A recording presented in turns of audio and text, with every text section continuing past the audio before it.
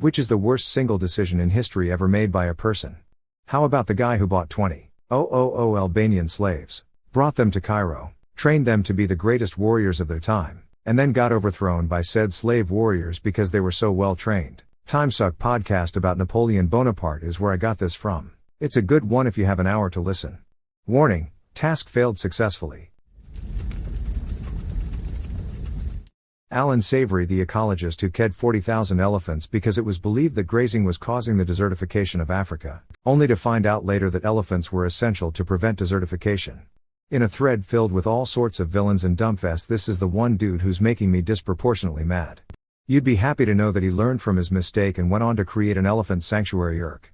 He's a leader in the regenerative agriculture movement now, working to educate people about the necessity of ruminants for healthy grasslands. His TED Talk about this mentions it as the saddest and greatest blunder of his life, but it also made him absolutely determined to succeed.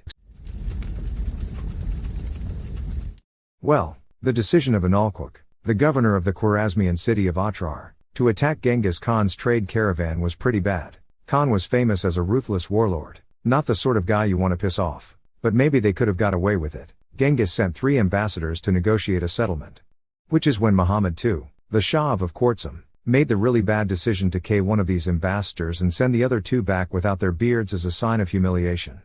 Genghis Khan was so enraged he assembled an army and destroyed the Khwarazmian Empire, wiped out every town they had. He even rerouted a river to wipe out the village where the Shah was born, wiping it off the map. By 1120 there wasn't much of anything left, so, both Inalquq or Muhammad II of Khwarazm qualify. Take your pick. Rerouted a river? Do you know how mad you gotta be at someone to reroute a fing river? That's amazing. My nuts are twisted. Oh, he was mad alright. The Mongols seized Otrar, which must have been particularly satisfying for Genghis Khan, given it was the same city that Inalquq governed. In a brutal conquest, Genghis Khan had most of the civilians either massacred or enslaved, and he executed Inalquq by pouring molten silver into his eyes and ears. Real Game of Thrones stuff. You mean God is real Genghis Khan stuff.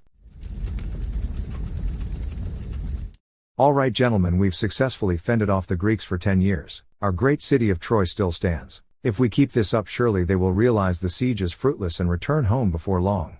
Yo Captain, there's this big wooden horse outside. Oh rad, bring it in. To be fair to the Trojans, there wasn't all that much they could do because the gods had essentially made up their minds. Laocoon was like, hey, this is a bad idea, and then got eaten by a giant water monster. The Trojans kind of took that as a sign that the gods clearly wanted them to bring the horse in. Plus Cassandra protested, but you know, cursed by Apollo and all that.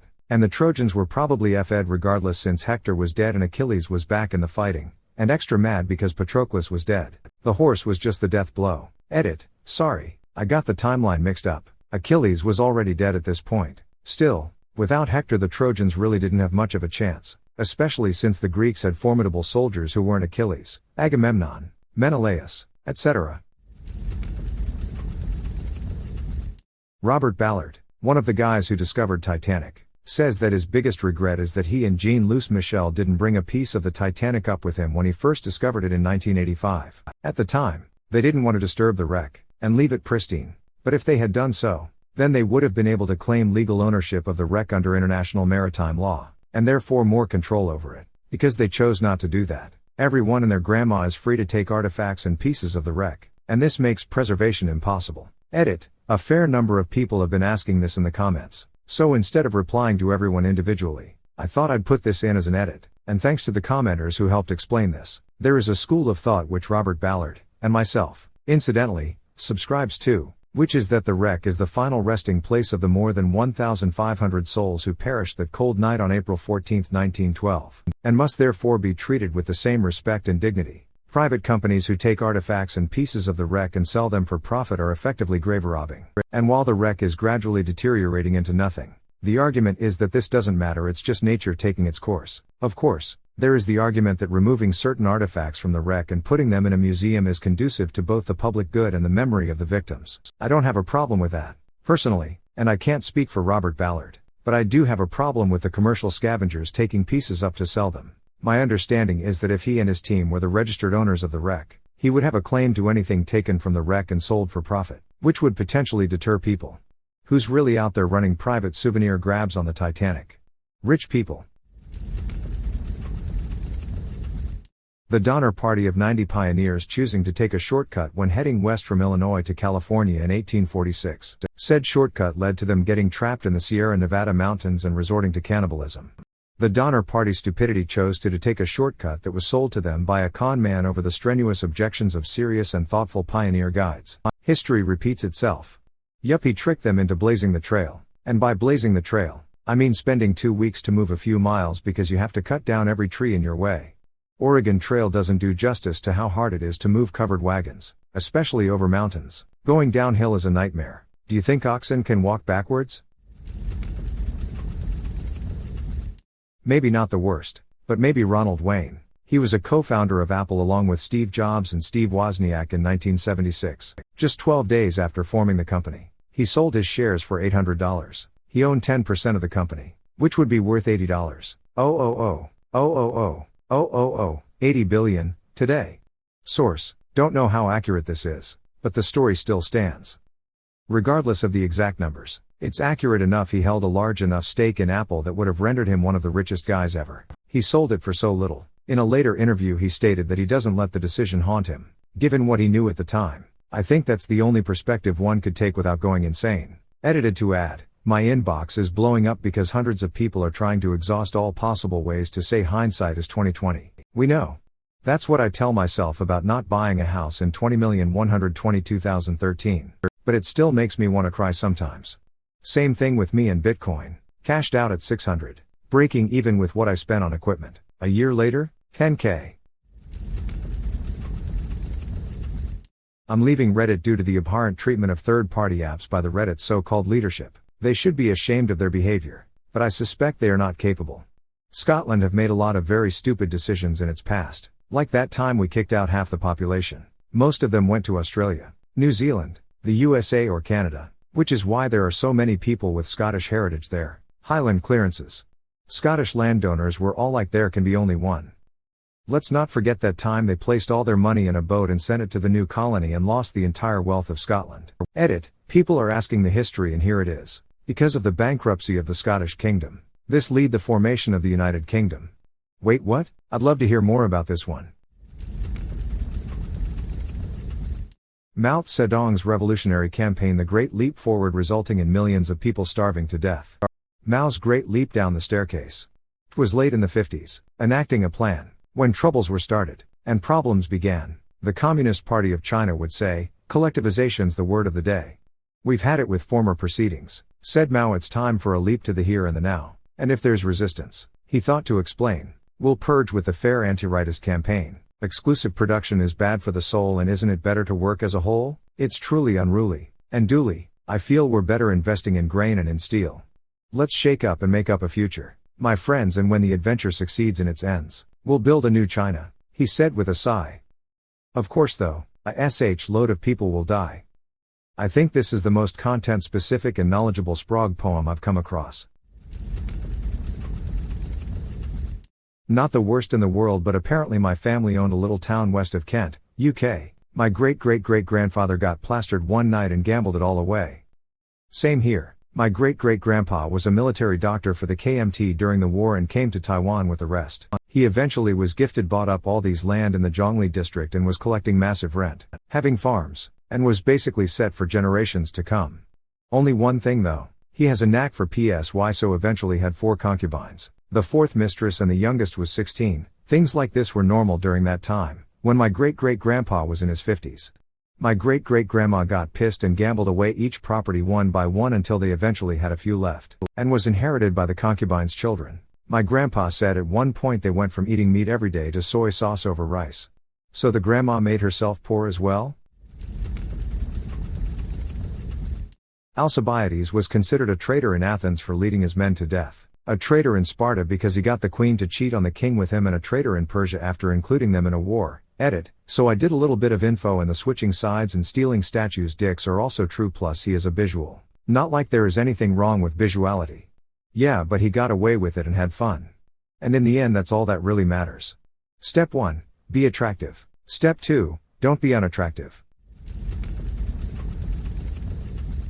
Radcliffe line. The process to divide India and Pakistan boundary in 1947 was done hastily and without major considerations to local populace religion. Radcliffe was not a geography guy and majorly messed up the process. Millions died. Link. I'd say the partition of the Levant, Middle East, was way worse, arbitrarily drawn by people who knew nothing about the region. I once read something similar to, when you see a straight border, you can assume it was drawn by someone not living there. It makes sense. Saskatchewan's borders are all straight lines, and nobody lives there. Saskatchewan, easy to draw, hard to spell. Yahoo refused to buy Google for $1 million and later for $40 billion again. Edit, they refused $1 million, later offered $3 and Google wanted $5 so no deal. And Yahoo was offered $40 by Microsoft and they didn't want to sell and later they sold for $6. If they'd bought it for $1 million they would have destroyed it though. Exactly, we don't want Yahoo in charge of anything. Well, maybe fantasy football, they admittedly have the best platform. Kaiser Wilhelm II firing Otto von Bismarck. Bismarck had a plan. He always has a plan. But not when an incompetent Kaiser boots him out of his means of putting his plans into action. Bismarck had everything set up perfectly. But Wilhelm II decided to F up everything he had set up, and got into World War I for it. Edit, talk gold Kindle Strangler if you want to learn more about the greatest Chad in European history since Voltaire. I highly recommend watching this series, which goes over Bismarck pretty well. Seriously. People constantly bring up the assassination of Ferdinand, but this was such a bad move it should completely overshadow the powder keg of Ferdinand's death. Wilhelm II had no idea what he was getting himself into, and firing the very man responsible for Germany's rise to international power was a heck of a way to kick things off. What a code. Ferdinand was the inevitable breaking point. The assassination itself wouldn't have been notable other than the fact that it was the straw that broke the camel's back. There were already a few close calls in the years before Sarajevo. If the great powers had averted crisis in 1914, Great War would have erupted over some other stupid thing. Whoever said the world's biggest MMO RuneScape should remove the wilderness and free trade, they threw a literal fortune down the drain just because they didn't understand their own product. There's no more Wildy and you can't trade with other players now? There wasn't. For a time, the Wildy became a kinda hostile NPC zone, while trading was limited to equal value give or take a token amount. Over time the restrictions have been removed back to good old days, but the damage was done. Damage is too far gone. So many hours chopping wood man. Let's invade Russia must somewhere up the list, twice. Except for Genghis Khan. He came from the east, cheater. I'm gonna do what's called a pro gamer move. Now you see me sequel not being called now you don't. Aw man, I've been saying this for ages. The guy that sold the bottling rights for Coca-Cola, for $1, and never even made the guy pay the $1. Not really bad since it was the Coca-Cola company itself that sold the bottling rights and it certainly helped popularize their product. Maybe the worst business decision ever made was by Xerox with their Alto computer. Xerox invented the graphical interface modern computers use. Desktop, folders, copy-paste etc. They basically invented the modern computer in the 70s. But the problem was, the people in charge at the time were businessmen without any technical knowledge, so they didn't realize what they had. They did nothing with it and gave it away to universities and showed other companies. The famous story is that Steve Jobs saw this and within 5 minutes realized this was the way computers would work in the future. He copied it, because Xerox didn't patent their invention and didn't do anything with it, and the rest is history. Xerox could have been Apple or Microsoft, or both. They could have had a monopoly on the entire PC industry. Almost every company uses Windows in their offices. I think 80 or 90% of consumers uses Windows. That could have been Xerox. They had the tech maybe 10 years before anyone else. They could have been the most valuable company of all time, but they just gave it away. It wasn't stolen. It was licensed for 100,000 shares of Apple stock, pre-IPO, and lead to the Lisa in 1983, a commercial flop, before the company managed to get back on its feet and make the original Macintosh a year after. Hitler, who wants to fight a two-front war. Hitler was well aware of this, which is why he dealt with France first. In his opinion it was always about a war in the East.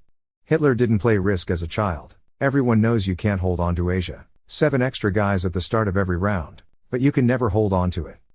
It's because you have so many border territories. But if you take the territories right outside it as well you can defend much less ground. Just start by invading Ukraine from Russia. And then, wait a minute.